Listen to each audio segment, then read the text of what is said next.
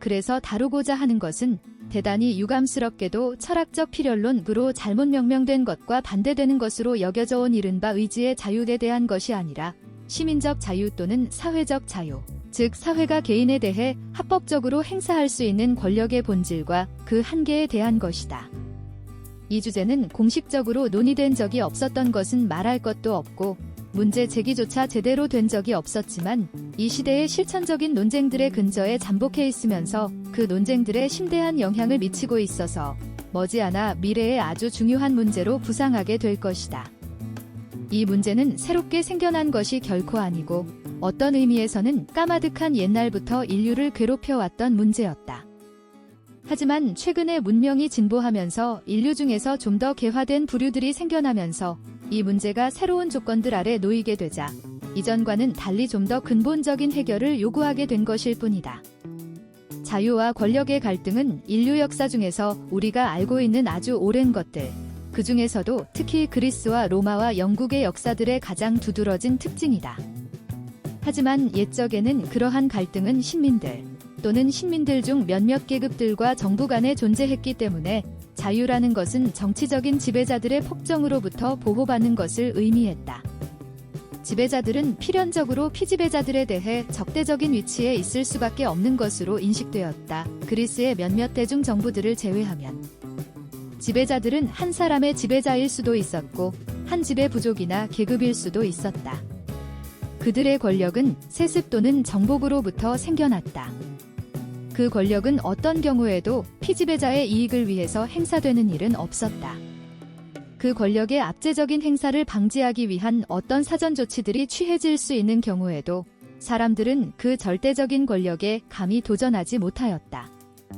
아마도 처음부터 도전할 엄두조차 내지 못하였을 것이다. 그들의 권력은 필수적이라고 여겨졌지만 대단히 위험한 것으로도 인식되었다. 권력이라는 무기는 외적을 물리치는 데만이 아니라 신민을 억압하는 데도 사용될 수 있었기 때문이었다. 한 공동체 안에서 힘이 약한 구성원들이 수많은 독수리들에 의해 잡아먹히지 않기 위해서는 가장 힘이 센 독수리를 세워서 나머지 독수리들을 통제하게 할 필요가 있었다. 그러나 독수리들의 왕은 다른 수많은 독수리들과 마찬가지로 얼마든지 양들을 잡아먹는 데 열을 올릴 수 있었기 때문에 양들은 그의 날카로운 부리와 발톱들을 늘 경계하는 태도를 견지해야만 했다. 그래서 공동체를 염려하는 애국자들의 목표는 지배자가 공동체에 대해 행사하는 권력에 제한을 두는 것이었다. 그들이 자유라고 말했을 때 그것은 바로 그러한 제한을 의미하는 것이었다. 그러한 제한은 두 가지 방식으로 시도되었다. 첫 번째는 정치적 자유들 또는 권리들이라 불리는 영역들, 즉 권력이 간섭할 수 없는 영역들을 정해놓고서 지배자가 그 영역들을 침범했을 때에는 그것을 의무 위반으로 간주하여 특정한 사항에 대한 저항 또는 전면적인 저항을 정당한 것으로 인정하는 것이었다. 두 번째는 대체로 시간적으로 좀 더 나중에 사용된 방편으로서 지배 권력이 행하는 좀 더 중요한 행위들 중 일부에 대해서는 공동체의 동의 또는 공동체의 이익을 대표하는 것으로 여겨지는 모종의 집단의 동의를 반드시 얻어야 한다는 것을 헌법에 규정함으로써 그 권력을 제한하는 것이었다.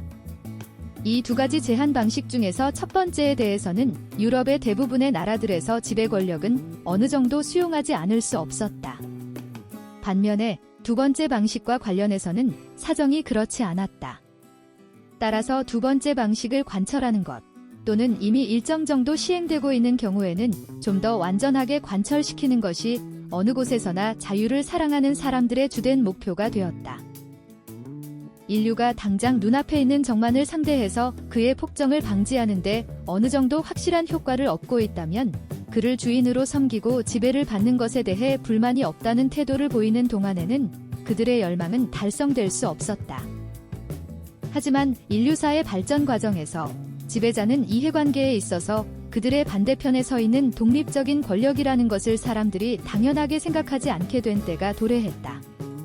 이제 그들의 눈에는 국가의 여러 다양한 고위 관리들은 그들의 종복들이거나 그들이 대표로 보낸 자들이기 때문에 그들의 뜻에 따라 언제든지 바꿀 수 있는 존재들로 보였다.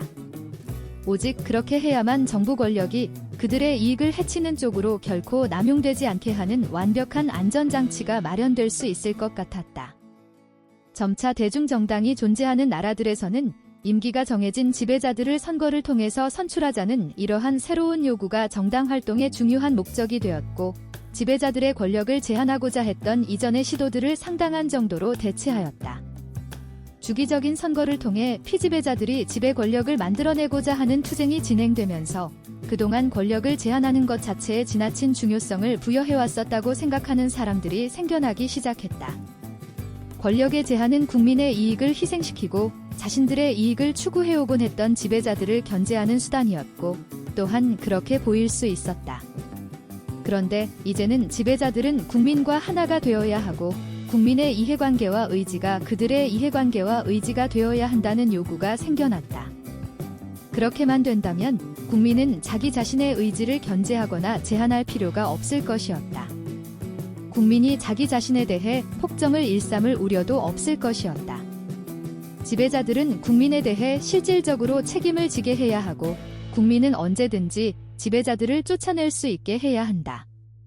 국민이 권력의 사용에 관한 모든 것을 정해놓을 수 있다면 지배자들에게 권력을 맡겨놓아도 안심할 수 있을 것이다. 그들의 권력은 국민 자신의 권력인데 단지 사용하기 편리하도록 집약시켜서 그들에게 맡겨놓은 것일 뿐이었다. 아마도 정서라고 말하는 것이 더 적절할지도 모르는 이러한 사고방식은 유럽의 자유주의의 마지막 세대 가운데서 일반적이었고, 유럽 중에서도 대륙에 속하는 지역들에서는 여전히 지배적인 것으로 보인다. 대륙의 정치 사상가들 중에서는 그들이 존재해서는 안 된다고 생각하는 그런 정부들의 경우를 제외한다면 정부가 할 수 있는 일을 제한해야 한다고 생각하는 사람들은 눈에 띌 정도로 예외적인 부류에 속한다. 만일 이전에 권력을 제한해야 한다는 사상에 힘을 실어주었던 상황이 그 후에도 계속해서 변하지 않고 지속되었더라면 그런 사상은 지금도 여전히 우리나라에서 지배적인 정서가 되어 있을 것이 분명하다. 그러나 정치나 철학 이론들도 사람의 경우와 마찬가지로 실패했을 때는 드러나지 않았던 결함들과 약점들이 성공했을 때에는 분명하게 드러난다. 대중정부가 단지 꿈으로 생각되거나 옛날 옛적의 까마득한 과거에 존재했던 것으로 책에서만 읽을 수 있는 그런 일이었을 때에는 국민이 그들 자신을 지배하는 그들의 권력을 제한할 필요가 없다는 생각은 자명한 것으로 보였을 것이다. 그러한 생각은 프랑스 혁명 같은 일시적인 일탈에 의해서도 별로 동요되지 않았다. 그런 일탈 중에서 최악의 것은 대중적인 제도들의 지속적인 활동이 아니라 소수의 사람들이 갑작스럽게 발작적으로 일어나서 왕이나 귀족에 의한 전제 정치와 권력을 장악하는 일이었다. 하지만 시간이 지나자 하나의 민주공화국이 지구의 큰 부분을 차지하고 국가들의 공동체에서 가장 강력한 구성원들 중 하나로 자리를 잡았다. 선거를 통해 선출되고 국민에게 책임을 지는 정부는 국민이라는 기존의 위대한 존재의 관찰과 비판 아래 놓이게 되었다. 이제는 자치라든가 국민 자신을 지배하는 국민의 권력시라는 문구들이 사안의 실상을 제대로 표현해내지 못하는 것으로 인식되었다. 권력을 행사하는 국민이 그 권력 행사의 대상인 국민과 언제나 동일한 것도 아니었고, 자치라는 것도 각자가 자기 자신을 지배하는 것이 아니라 각자가 자기를 제외한 나머지 모두에 의해 지배를 받았다. 또한 국민의 의지라는 것도 현실적으로는 국민 중에서 가장 수가 많거나 가장 능동적인 집단, 즉 다수파 또는 다수파로 인정받는 데 성공한 사람들의 의지를 의미한다. 따라서 국민은 그들 중에 일부를 압제하려고 할 수도 있기 때문에 그 밖에 다른 권력 남용에 대해서와 마찬가지로 그러한 권력 남용에 대해서도 예방 조치가 필요하다. 따라서 집권자가 공동체, 즉 공동체 내에서 가장 힘있는 집단에 대해 책임을 지는 것이 정착되어 있다고 할지라도 개개인에 대한 정부의 권력을 제한하는 것은 그 중요성을 조금도 잃지 않는다. 이러한 사고는 사상가들의 지성에도, 그리고 유럽 사회에서 민주주의가 자신들의 현실적이거나 가설적인 이해관계에 불리하게 작용하는 저 중요한 계급들의 취향에도 똑같이 매력적으로 받아들여져서 어려움 없이 자리를 잡아왔다. 그리고 이제는 정치 사상 속에서 다수파의 폭정근 사회가 늘 경계하지 않으면 안 되는 악들 중에 하나로 여겨지는 것이 일반화되었다. 다수파의 폭정은 그 밖의 다른 폭정들과 마찬가지로 처음에 공권력의 행사를 통해 행해졌고, 지금도 여전히 사람들은 그것을 두려워한다. 그러나 이 문제를 깊이 숙고한 사람들은 사회 자체가 폭군이 되었을 때, 즉 사회가 자신의 구성원인 개개인들에게 집단적으로 폭정을 행할 때, 그 폭정의 수단은 정치인들의 손을 빌려 행하는 것들에 국한되지 않는다는 것을 알게 된다. 사회는 자기 자신의 명령들을 집행할 수 있고 실제로 집행한다. 그런데 사회가 올바르지 않고 잘못된 명령들 또는 자신이 개입해서는 안 되는 일들과 관련된 명령들을 내리는 경우에는 그렇게 해서 이루어지는 사회의 폭정은 온갖 종류의 정치적 압제보다 더 끔찍하고 무시무시한 것이 되고 만다. 그 폭정은 통상적으로 정치적 압제에서와는 달리 극단적인 형벌들을 사용하지는 않지만 개개인의 삶의 모든 영역에 아주 깊이 파고들어 개인의 영혼 자체를 예속시킴으로써 거기에서 벗어날 수 있는 길을 거의 남겨놓지 않기 때문이다. 따라서 공권력의 폭정을 막는 것으로는 충분하지 않다. 지배적인 여론이 나 정서의 폭정도 막아야 한다. 또한 사회가 공적인 처벌 이외의 다른 수단들을 사용해서 다른 생각을 가진 사람들에게 자신의 이념들과 실천들을 그들의 행위 규범으로 받아들이도록 강요함으로써 자신의 방식과 부합하지 않는 개성이 발전하는 것은 물론이고 가능하면 형성되는 것조차 차단하고 모든 사람으로 하여금 그들의 인격을 사회가 정한 방식으로 만들어 나가도록 강제하는 것도 막아야 한다. 집단의 의사가 개개의 독립성에 합법적으로 간섭하는 데에는 일정한 한계가 있다. 그 한계를 규정해서 넘어서지 못하게 하는 것도 정치적으로 독재를 막는 것만큼이나 인간다운 삶을 살기 위한 적절한 여건을 조성하는 데 필수불가결하다. 그러나 이명제에 대해 원론적인 차원에서 이견을 보일 사람은 없을 것으로 보인다. 하지만 어느 지점을 그 한계선으로 삼을 것인가, 개개인의 독립성과 사회적 통제를 적절하게 조화시킬 수 있는 방법이 무엇인가 하는 실제적인 문제로 들어가면 여전히 거의 모든 것이 미해결인 채로 남아있다. 자신의 존재를 어느 누구에게 가치 있는 것으로 만들고자 한다면 다른 사람들의 행위에 일정 정도 제한을 가하지 않으면 안 된다. 따라서 어떤 행위 규범들은 먼저 법률을 통해 강제되어야 하고 법률로 정하기에 적절하지 않은 많은 것들은 여론을 통해 강제되어야 한다. 무엇이 그런 규범들이 되어야 하는가는 인간의 삶에서 아주 중요한 문제다.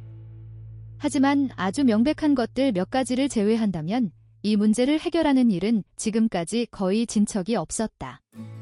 시대마다 그리고 나라마다 이 문제와 관련해서 내린 결정은 동일하지 않았고 한 시대 또는 나라의 결정은 다른 시대 또는 나라에게는 의아한 것이었다. 그런데도 특정한 시대나 나라의 사람들은 마치 이 문제에 대해 인류는 늘 동일한 생각을 해왔다는 듯이 자신들의 결정에 무슨 문제가 있을 것이라고는 전혀 의심하지 않는다. 그들이 정해서 그들 가운데서 통용시킨 규범들은 그들에게는 굳이 증명할 필요도 없이 그 자체로 옳다는 것이 너무나 자명한 것으로 보인다. 거의 모든 사람이 빠져드는 이러한 착각은 관습이 지닌 주술적인 힘을 보여주는 예들 중 하나다. 관습이라는 것은 속담에서 말하고 있는 것처럼 단지 제2의 본성일 뿐만 아니라 사람들에 의해 지속적으로 제1의 본성으로 잘못 받아들여진다. 관습의 이러한 힘은 인류가 서로에게 부과한 행위 규범으로서의 관습에 대해 아무도 의혹을 품지 못하게 한다. 또한 관습이라는 것은 한 사람이 다른 사람들에게 또는 각 사람이 자기 자신에게 이성적으로 설명할 필요가 없는 것이라는 일반적인 인식이 그러한 관습의 힘을 한층 더 완벽하게 강화시킨다. 사람들은 이런 성격의 문제들은 이성이 아니라 정서라는 측면에서 다루는 것이 더 좋기 때문에 이성은 불필요하다고 믿는 데 익숙해져 있으며 철학자로 대접받고자 하는 일부 사람들은 대중의 그런 신념을 부추기고 더욱 조장해왔다. 인간의 행동의 규율과 관련한 사람들의 견해를 결정하는 실제적인 원리는 모든 사람이 당연히 자기처럼 행동할 것이라고 하는 각 사람의 생각, 그리고 자기가 좋아하는 사람들이 자신이 그렇게 행동하는 것을 좋아할 것이라는 감정이다. 자기가 좋아하느냐 아니냐 하는 것, 즉 자신의 선호가 어떤 행동을 할 때의 자신의 판단 기준이라는 것을 스스로 인정하는 사람은 사실 아무도 없다. 하지만 어떤 행동에 대한 의사가 이성적인 근거들에 의해 밑받침되지 않는 경우에는 그것은 단지 한 사람의 선호일 뿐이다. 그리고 이성적인 근거라고 제시한다고 하면서 단지 다른 사람들이 느끼는 비슷한 선호를 그 근거로 제시한다면 마찬가지로 그것은 이성적인 근거를 제시하는 것이 아니라 한 사람의 선호 대신에 많은 사람의 선호를 그 근거로 제시하는 것일 뿐이다. 그럼에도 불구하고 평범한 사람의 경우에는 일반적으로 이렇게 다른 많은 사람들의 선호에 의해 밑받침된 자기 자신의 선호가 그의 종교적 신조에 명시적으로 나와 있지 않은 도덕과 취향과 예절에 관한 자신의 모든 판단들에 대해 그가 가지고 있는 완벽하게 만족스러울 뿐만 아니라 유일한 근거가 되고 심지어 자신의 종교적 신조를 해석하는 가장 중요한 지침이 된다. 따라서 무엇이 칭찬받을 일이고 무엇이 비난받을 일인지에 관한 사람들의 판단은 다른 사람들의 행동과 관련해서 그들이 원하는 것에 영향을 주는 온갖 다양한 원인들에 의해 결정된다. 그리고 한 사람이 어떤 문제에 대해서 자기가 무엇을 원하는지를 판단할 때 그 판단을 내리는데 작용하는 원인들이 많은 것과 마찬가지로 이 일에 대한 사람들의 판단을 결정하는 원인들도 그 수가 많다. 그러한 원인들로는 사람들의 이성도 있고 그들의 선입견이나 미신도 있으며 그들의 사회적인 호감이나 반감도 작용하고 그들의 시기나 질투, 오만함이나 경멸도 요인이 된다. 그러나 대체로 그들이 그들 자신을 위해 원하거나 두려워하는 것들 정당한 것이든 정당하지 않은 것이든 그들 자신에게 이익이 되는 것이 가장 큰 원인으로 작용한다. 어느 나라에 새롭게 부상한 계급이 존재하는 경우에는 그 나라의 도덕률의 상당 부분은 그 계급의 이해관계와 우월의식으로부터 나온다. 스파르타인들과 그들의 노예들, 농장주들과 흑인 노예들, 군주들과 신민들, 귀족들과 평민들, 남자들과 여자들 사이에서의 도덕률은 대체로 이러한 계급 이익과 우월의식에 의해 만들어진 것이었다. 이렇게 생겨난 정서들은 이번에는 새롭게 부상한 계급의 구성원들의 도덕감정과 그들 간의 관계에 작용한다. 반면에 이전에 부상했던 계급이 세력을 잃거나 대중의 지지를 받지 못하게 되는 경우에는 기존의 지배적이었던 도덕적 정서들이 지니고 있던 우월적 지위에 대한 반감과 문제 제기가 자주 생겨난다. 법률이나 여론에 의해 강제된 것을 행하고 금지된 것을 행하지 않는 행위 규범을 결정하는 또 하나의 큰 원리가 되어왔던 것은 세속의 권력자들이나 신들이 좋아하거나 싫어하는 것으로 추정되는 것들을 그대로 따라하고자 하는 인류의 노예 근성이었다. 이 노예 근성은 본질적으로 이기적이지만 위선은 아니다. 이 노예 근성은 완벽하게 진정한 혐오의 정서를 낳아서 사람들이 주술사들과 이단자들을 화형시키는 일이 벌어지게 했다. 한 사회의 도덕적인 정서를 결정하는 데 영향을 미치는 아주 많은 기본적인 요인들 중에서 그 사회의 전반적인 분명한 이해관계가 큰 역할을 해온 것은 어쩌면 당연한 일이었다. 하지만 그러한 이해관계 자체보다는 거기에서 생겨난 공감들과 반감들이 더 큰 역할을 해왔다. 또한 한 사회의 이해관계와 별 관계가 없거나 전혀 관계가 없었던 공감들과 반감들도 그 사회의 도덕률을 결정하는 데 마찬가지로 큰 힘으로 작용해왔다. 이렇게 한 사회 또는 그 사회에서 어떤 힘 있는 세력이 선호하는 것들과 기피하는 것들은 법률에 의한 벌칙이나 여론을 통해 모든 사람이 지키도록 강제되는 규범을 실제적으로 결정해온 주된 요인이다. 그리고 일반적으로 한 사회의 사상과 정서에서 앞서 나갔던 사람들은 몇몇 세부적인 부분들에서 그런 것들과 갈등이 있을지라도 원칙적으로는 그 상태를 그대로 내버려 두었다. 그들은 그 사회가 선호하는 것들이나 기피하는 것들이 개개인들을 규율하는 법률이 되어야 하는지의 여부를 묻기보다는 그 사회가 어떤 것들을 선호하거나 기피해야 하는지를 묻는데 더 집중했기 때문이다. 그들은 이단자들 전체의 자유를 옹호하는 보편적인 운동을 벌여나가는 것보다는 몇몇 특정한 분야들에서 자신들이 제시한 이단적인 견해들에 대한 사람들의 정서를 바꾸어 놓고자 하는 것을 더 선호했다. 여기저기에 존재하는 개별적인 예외를 제외한 모든 사람이 원칙적으로 더 높은 근거로 받아들여서 일관되게 유지해온 유일한 것은 종교적 신념에 의거한 사회적 정서였다. 이것은 많은 점에서 특히 도덕의식이라 불리는 것이 그릇된 것이 될 수 있음을 보여주는 아주 두드러진 사례라는 점에서 시사해주는 바가 크다. 왜냐하면 진지한 광신자에게 있어서는 신학적 증오는 도덕 감정을 구성하는 의심할 여지 없이 가장 확고한 요소가 되기 때문이다. 스스로를 보편교회라 부른 것의 멍해를 가장 먼저 부수고 나온 사람들은 일반적으로 저 보편교회와 마찬가지로 종교적 견해의 차이를 거의 용납하고자 하지 않았다. 그러나 어느 쪽도 완벽하게 승리하지 못한 가운데 이 치열했던 싸움이 끝나고 각각의 교회 또는 분파가 원래대로 돌아가서 기존에 이미 갖고 있던 권리를 유지하는 쪽으로 마무리되었을 때 다수파가 될 가망성이 없다는 것을 안 소수파는 다수파로 개종할 수는 없었기 때문에 그들에게 종교적 견해의 차이를 용인해달라고 탄원할 수밖에 없었다.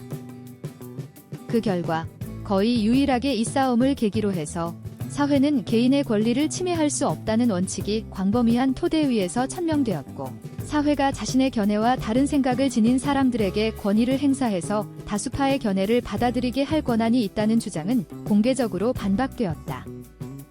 사람들이 종교의 자유를 쟁취하는 데 기여한 위대한 저술가들은 대체로 양심의 자유는 절대로 포기될 수 없는 자유라고 단언하였고 한 개인이 자신의 종교적 신념을 다른 사람들에게 해명하고 책임져야 한다는 것을 단호하게 거부하였다.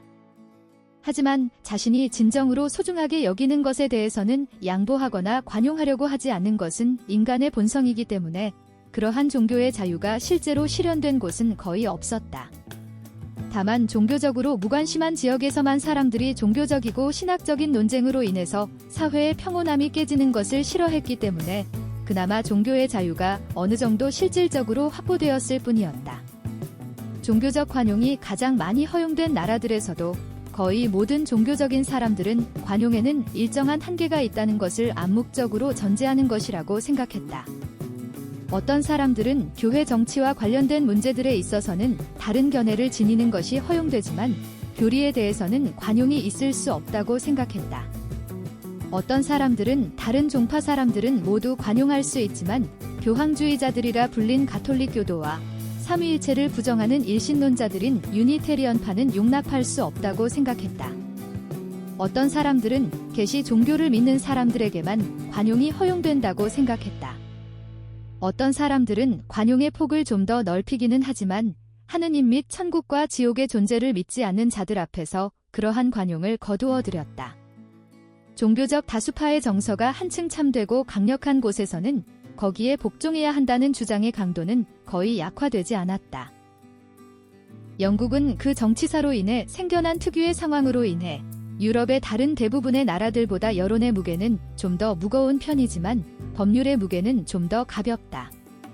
입법부나 행정부가 자신들의 권력으로 개인의 사적인 행위를 직접적으로 간섭하는 것에 대해 상당한 경계심이 존재하는데 이것은 개인의 독립성을 지켜내고자 하는 어떤 정당한 관점으로부터 생겨난 것이라기보다는 정부를 대중과 반대되는 이익을 대변하는 세력으로 보는 관행이 여전히 남아있기 때문이다.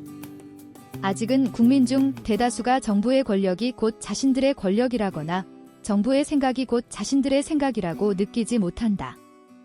만일 그들이 그렇게 한다면 이미 여론으로 인한 침해에 노출되어 있는 개인의 자유는 정부로부터의 침해에도 노출될 것이 거의 틀림없다. 그러나 정부가 지금까지 법률로 규제되지 않았던 일들에서 새롭게 법률로 개인들을 통제하고자 하는 시도를 한 것에 대한 반감은 여전히 상당히 크다. 이러한 반감은 정부에서 법률로 규제하고자 하는 것이 법으로 통제하는 것이 합법적인 영역인가 아닌가와는 별 상관이 없다. 그러한 감정은 전체적으로 아주 건강하고 유익한 것이긴 하지만 구체적인 사안들에 적용되었을 때에는 타당한 근거가 될 수도 있고 잘못된 근거가 될 수도 있다. 사실 개인에 대한 정부의 간섭이 적절한 것인지 아니면 부적절한 것인지를 객관적으로 판별해내는데 사용할 공인된 원칙은 존재하지 않는다. 사람들은 자신의 개인적인 선호에 따라 결정한다. 어떤 사람들은 정부의 개입으로 좋은 결과가 생겨나거나 사회학이 고쳐질 것으로 보이는 경우에는 정부의 간섭을 촉구하고 나선다. 어떤 사람들은 인간의 삶에서 정부의 통제를 받는 영역이 하나 더 늘어나는 것보다는 차라리 사회학을 어느 정도 감수하는 쪽을 선호한다. 사람들이 특정한 사안에서 어느 쪽에 서느냐 하는 것을 결정하는 요인들은 그들의 정서의 전반적인 방향, 그들이 특정한 일에서 정부가 개입해야 한다고 느끼는 이해관계의 정도, 정부가 그들이 선호하는 방식으로 개입할 것인지의 여부에 대한 그들의 믿음 같은 것들인 반면 어떤 것들이 정부가 개입하는 것이 적절한 일들인지에 대해서 그들이 일관되게 견지하는 견해가 그 요인으로 작용하는 경우는 극히 드물다. 이 글의 목적은 사회가 법률적 벌칙이라는 형태의 물리적인 힘을 수단으로 해서든 여론에 의한 도덕적 강압을 수단으로 해서든 개인을 강제하고 통제하는 것을 절대적으로 규율하는 데 사용할 수 있는 아주 간단한 원칙을 천명하는 것이다. 그 원칙은 인간이 자신의 어느 구성원의 행위의 자유에 개인적으로든 집단적으로든 개입하는 것을 정당화해주는 유일한 것은 자기 보호를 목적으로 하는 경우뿐이라는 것이다. 문명화된 공동체가 자신의 구성원에 대해서 그의 의지에 반해 권력을 행사하는 것이 정당한 경우는 오직 다른 사람들에 대한 위해를 막고자 하는 경우뿐이라는 말이다. 당사자인 그 구성원 자신의 물리적이거나 도덕적인 이익은 그러한 개입의 정당한 근거가 될 수 없다. 공동체가 개입해서 그렇게 하는 것이 그 구성원에게 더 좋다거나 그를 더 행복하게 만든다거나 다른 사람들이 현명하거나 심지어 올바른 조치로 본다는 이유로 그에게 어떤 일을 행하거나 하지 말도록 강제하는 것은 정당화될 수 없다. 그런 이유들은 그에게 항의하거나 그와 논쟁하거나 그를 설득하거나 그에게 간청하기 위한 타당한 근거는 될 수 있지만 그를 강제하거나 말을 듣지 않는 경우에 그에게 해악을 가하는 근거는 될 수 없다. 그의 행위를 미리 차단하지 않으면 다른 사람에게 해악을 끼칠 것으로 판단되는 경우에만 그것은 정당화된다. 사회는 한 사람의 행위 중에서 오직 다른 사람들의 이해관계에 영향을 미치는 부분에 대해서만 책임을 물을 수 있다. 오로지 자기 자신의 이해관계에 속하는 부분에서 개인의 독립성은 당연한 권리로서 절대적이다. 자기 자신에 대해서, 즉 자신의 몸과 마음에 대해서는 그 주권이 개인에게 있다. 이런 원리가 오직 정신적인 여러 기능들이 이미 성숙되어 있는 사람들에게만 적용될 수 있다는 것은 여기에서 굳이 말할 필요가 없을 것이다. 우리는 어린아이들이나 법에서 정한 성인이 되기 위한 나이에 아직 도달하지 않은 청소년들을 상대로 말하고 있는 것이 아니다. 아직 다른 사람들의 돌봄이 요구되는 상태에 있는 사람들은 외부의 위해로부터 보호받아야 함은 물론이고 그들 자신의 행동으로부터도 보호를 받아야 한다. 동일한 이유에서 후진적인 사회 속에서 살아가는 사람들은 공동체적으로 미성년 상태에 있는 것으로 볼 수 있기 때문에 마찬가지로 이 원리의 적용 대상이 될 수 없을 것이다. 자발적인 진보의 길에서 초기의 어려움들은 너무나 커서 그 어려움들을 극복할 수 있는 수단을 찾아내는 것은 불가능에 가깝다. 그런 상황에서 어떻게든 진보를 이루어내고자 하는 투철한 의지를 지닌 지배자가 다른 방법으로는 그 목적을 달성할 수 없고 오직 편법을 사용할 때에만 가능한 경우에는 그가 사용하는 편법은 정당화된다. 야만인들을 개화시키고 진보시키기 위한 목적으로 사용되는 독재는 정당한 통치 수단이 된다. 실제로 그러한 목적을 달성함으로써 그 수단이 정당화되기 때문이다. 하나의 원리로서의 자유는 인류가 자유롭고 평등한 토론에 의해 진보할 수 있게 된 시기 이전의 상태에는 적용되지 않는다. 그 시기가 도달할 때까지는 사람들은 아크바르 황제나 샤를마뉴 대제 같은 지배자들에게 묵묵히 복종하는 것 외에는 다른 길이 없다. 운 좋게도 그런 지배자를 만난다면? 하지만 사람들이 자각이나 설득을 통해 자신의 진보를 이룰 수 있는 단계에 도달하자마자 우리가 여기에서 관심을 갖고 있는 모든 나라들은 오래전에 그런 단계에 도달해 있다. 직접적인 형태의 강제든 고통과 제재를 수단으로 복종하게 만드는 간접적인 형태의 강제든 모든 강제는 더 이상 그들 자신의 이익을 위한 수단으로서는 허용될 수 없고 오직 다른 사람들의 안전이라는 목적을 위해서만 정당화될 수 있다. 여기에서 한 가지 지적해 두고자 하는 것은 효용과는 상관없는 추상적인 권리라는 개념이 나의 논증에 어떤 도움이 될 수도 있겠지만 나는 거기에 대해서는 전혀 언급하지 않았다는 것이다. 그 이유는 나는 효용이 모든 윤리적인 문제들의 궁극적인 근거라고 여기기 때문이다. 물론 이 효용은 진보하는 존재로서의 인간의 영속적인 이해관계에 토대를 둔 가장 넓은 의미에서의 효용이어야 한다. 내가 한 개인의 행위들 중에서 오직 다른 사람들의 이해관계에 영향을 미치는 행위들과 관련해서만 한 개인의 자발성을 외부에서 통제하는 것이 정당화된다고 주장하는 것은 바로 모든 윤리 문제의 궁극적인 근거가 효용, 즉 인간의 이해관계라는 나의 이해 때문이다. 어떤 사람이 다른 사람들에게 위해를 가하는 행동을 했다면 일단은 법에 따라 그를 처벌하거나 법적인 처벌이 적절하지 않다는 것이 확인된 경우에는 여론의 지탄을 받는 것이 마땅하다. 또한 다른 사람들을 위해 적극적으로 행해야 할 일들도 많이 있는데 그런 일들을 강제하는 것은 정당한 일이 될 수 있다. 예컨대 법정에서 증언하는 것, 자신을 보호해주는 사회의 이익에 꼭 필요한 공동의 방어, 또는 그 밖의 다른 협동사역에서 자신의 정당한 몫을 감당하는 것, 그리고 죽을 위험에 처한 사람들의 생명을 구해주거나 스스로를 방어할 힘이 없는 사람들이 학대받지 않도록 개입해서 보호해주는 것과 같이 개별적인 선행들을 하는 것 등이 그런 일들이다. 사회의 일원으로서 해야 하는 의무임이 분명한 이런 일들을 행하지 않는 사람에게 사회가 책임을 묻는 것은 마땅할 것이다.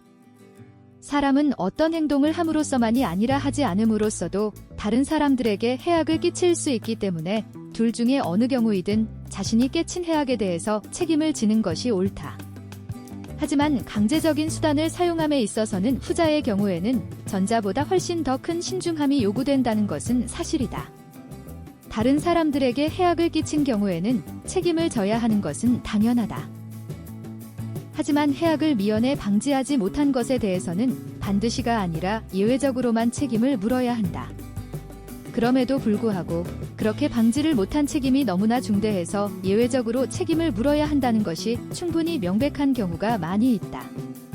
개인은 외적인 관계들에 속한 모든 일에서 그 일들과 이해관계가 있는 사람들에게, 그리고 필요한 경우에는 그 사람의 보호자인 사회에 대해 법적인 책임을 져야 한다. 하지만 그런 경우에 사안의 특성상 두 가지 이유에서 개인에게 책임을 묻지 않는 것이 더 좋을 때가 있다. 그중 한 가지는 사회가 개입해서 자신의 힘으로 그 사람을 통제하는 것보다는 그 사람이 스스로 알아서 행동하도록 맡겨놓았을 경우에 그 사람이 전체적으로 더 낮게 행동할 수 있는 경우다. 다른 한 가지는 사회가 그 사람에 대해 통제권을 행사하고자 시도하게 되면 그렇게 해서 방지하고자 하는 해악보다 더 큰 해악이 발생할 가능성이 있는 경우다. 어떤 일에 대해서 사회가 개인에게 책임을 물을 수 있는데도 불구하고 이런 이유들로 인해서 책임을 묻지 않는 경우에는 그 일에 대한 사회의 심판과 강제가 배제됨으로써 공석이 된 심판대의 개인의 양심이 대신 앉아서 자기 자신에 대해 한층 더 엄격하게 심판해서 사회의 강제라는 외적인 보호막이 제거된 다른 사람들의 이익을 보호해 주어야 한다. 그러나 한 개인에게 있어서 개인과는 구별되는 사회가 전혀 이해관계를 갖지 않거나 단지 간접적인 이해관계만을 갖는 행동 영역이 있다. 한 사람의 삶과 행위 중에서 단지 자기 자신에게만 영향을 주거나 다른 사람들에게 영향을 주는 경우에도 오직 그들의 자유롭고 자발적이며 진정한 동의와 참여 아래 이루어지는 모든 것들이 거기에 속한다. 단지 자기 자신에게만 영향을 주는 일들이라는 것은 1차적이고 직접적이라는 관점에서 볼 때에 그 자신에게만 영향을 주는 일들을 가리킨다. 왜냐하면 어떤 사람 자신에게 영향을 주는 모든 일은 결국에는 그 사람 자신을 통해서 2차적이고 간접적으로는 다른 사람들에게도 영향을 줄 수 있기 때문이다. 이렇게 2차적이고 간접적으로 우연히 발생하는 위해를 근거로 해서 제기되는 반론에 대해서는 나중에 살펴볼 것이다. 따라서 인간의 자유가 절대적으로 보장되어야 하는 고유한 영역은 이런 것들이다. 첫 번째는 의식이라는 내면적인 영역이다. 거기에는 가장 포괄적인 의미에서의 양심의 자유, 사상과 감정의 자유, 실천적이거나 사변적이거나 과학적이거나 도덕적이거나 신학적인 모든 주제에 대해 자신만의 의견과 정서를 가질 절대적인 자유가 속한다. 의견을 표현하고 출판하는 자유는 한 개인의 행위 중에서 다른 사람들과 관련된 부분에 속하기 때문에 다른 원리 아래 놓여 있는 것으로 보일 수 있다. 하지만 그런 자유는 거의 사상의 자유만큼이나 중요하고 대체로 동일한 이유들에 의거해 있다는 점에서 실제적으로 사상의 자유와 분리하는 것은 불가능하다. 두 번째는 취향과 추구의 자유다. 이것은 우리 자신에게 맞는 인생 계획을 세우고 우리가 하고 싶은 일들을 행하며 그 결과에 대해 스스로 책임을 지는 것이다. 사람들이 우리의 행동이 어리석다나 비뚤어졌다거나 틀렸다고 생각할지라도 우리의 행동이 사람들에게 해악을 끼치지 않는 한 사람들은 우리의 일을 방해해서는 안 된다. 세 번째는 각 개인의 이러한 자유로부터 결사의 자유가 나온다.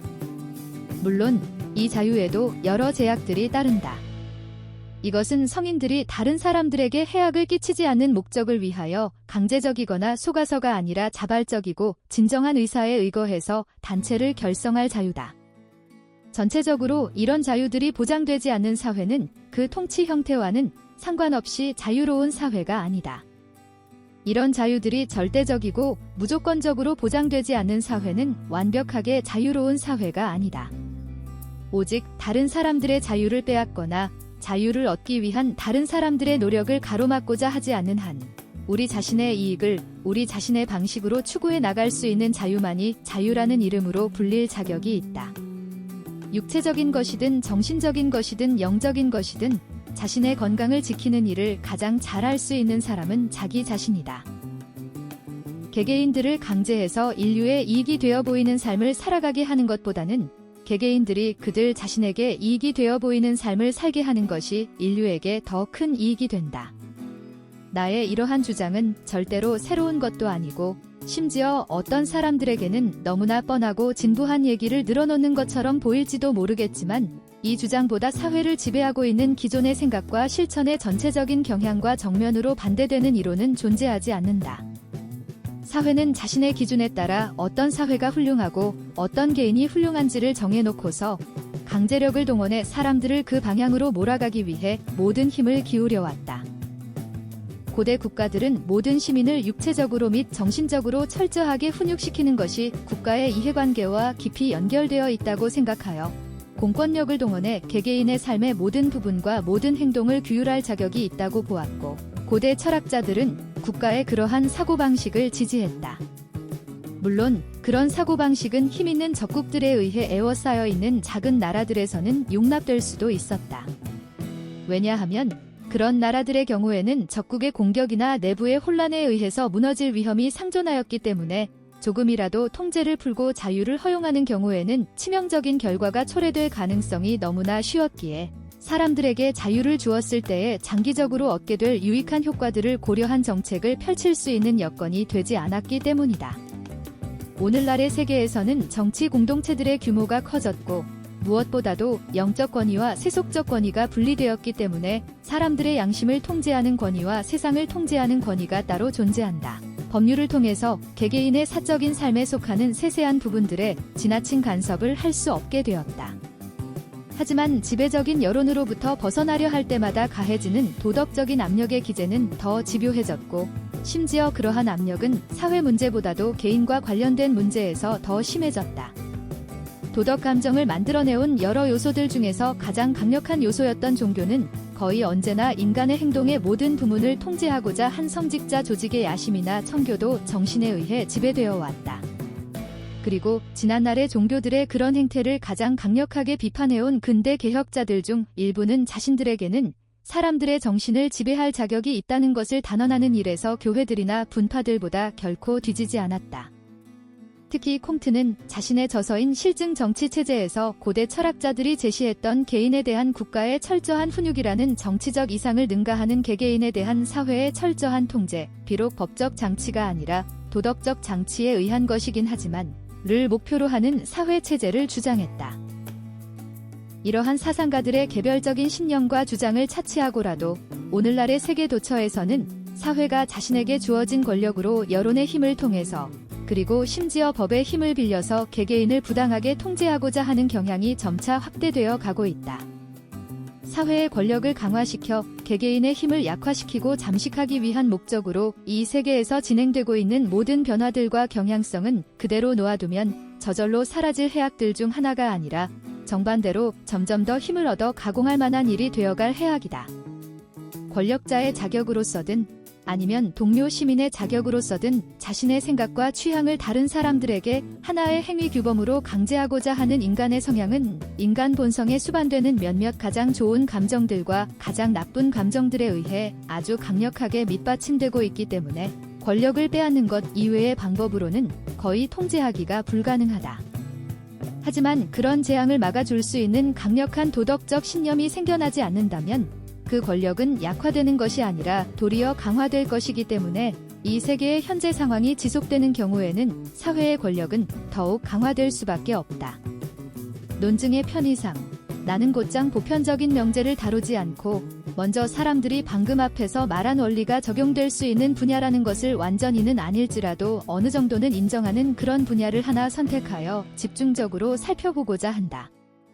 그 한 분야는 사상의 자유, 그리고 그것과 때려야 뗄 수 없는 자유인 언론과 출판의 자유다. 이러한 자유들은 종교적 관용과 결사의 자유를 공식적으로 인정한다고 말하는 모든 나라에서 상당한 정도로 정치 도덕의 일부가 되어 있긴 하지만 기대와는 달리 그 자유들이 기반으로 하고 있는 철학적이고 실천적인 근거가 되는 원리들에 대해서는 일반 사람들이 잘 알고 있지 않을 뿐만 아니라 여론을 선도하는 지도층에 속한 사람들 중에서도 다수가 그렇게 철저하게 인식하고 있지 않다. 그 원리들은 제대로 올바르게 이해하기만 한다면 이 주제의 어느 한 분야만이 아니라 훨씬 더 광범위하게 적용된다. 따라서 사상의 자유라는 분야를 철저하게 살펴보는 것은 이 글의 나머지 부분에 대한 최고의 서론이 될 것이다. 이제 내가 말하고자 하는 것은 어떤 사람들에게는 새로울 것이 전혀 없을 것이기 때문에 그들에게는 지난 3세기 동안 그토록 자주 논의되어 온 주제와 관련하여 내가 논의를 감히 덧붙이는 것에 대해서 용서를 구할 뿐이다.